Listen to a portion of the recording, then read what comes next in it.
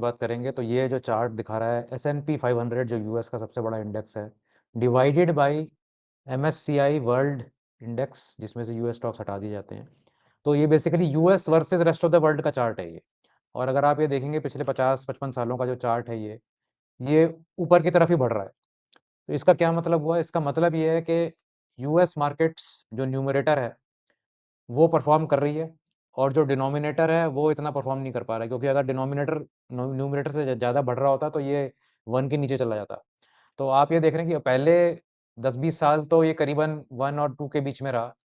फिर ये 90s से इसमें बढ़ना शुरू हुआ, ये 3 पे पहुँच गया, मतलब 3 times return I US market में versus rest of the world.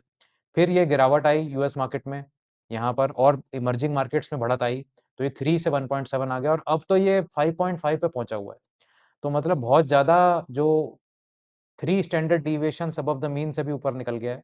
तो एक पॉइंट एक ऐसा आने वाला है, अब वो कब आएगा कि जब ये वाला जो लेग है, ये शुरू होगा और जब ये लेग शुरू होगा तब यूएस मार्केट्स थम जाएँगी, यूएस मार्केट्स स्टैग्नेट करेंगी और इमर्जिंग मार्केट्स और दूसरी मार्केट्स बढ़ेंगी। क्योंकि एक पॉइंट पर जाकर इतनी ज़्यादा एक्सपेंसिव हो जाएगी यूएस मार्केट, इतने ज़्यादा कंसंट्रेटेड हो जाएगी यूएस मार्केट के एक कॉन्ट्रा ट्रेड शुरू हो जाएगा कि अब यूएस मार्केट में बहुत पैसे कमा लिया या अब यूएस मार्केट में स्कोप नहीं बची, अब दूसरी मार्केट्स की तरफ जाना शुरू करो क्योंकि वो कंपैरेटिवली वो सस्ती लगनी शुरू हो जाएँगी। तो ये जो ट्रेंड है, कॉन्ट्रा ट्रेंड जो है, ये टाइम बाय टाइम पे आता है और इस रेशियो को आधा कर देता है।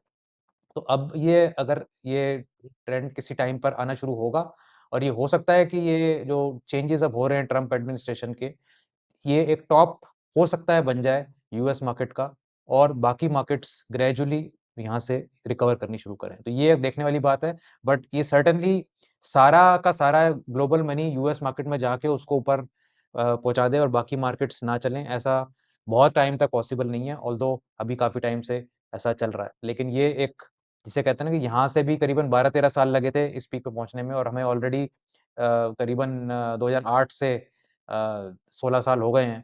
तो ये एक पीक बनने की संभावना है यहाँ पे जिसमें कि रेस्ट ऑफ द वर्ल्ड भी परफ़ॉर्म करना स्टार्ट करेगा। तो आपकी क्या थॉट है इसके बारे में? मेरे को कमेंट्स में ज़रूर लिखिए और ये कंटेंट कैसा लग रहा है इसकी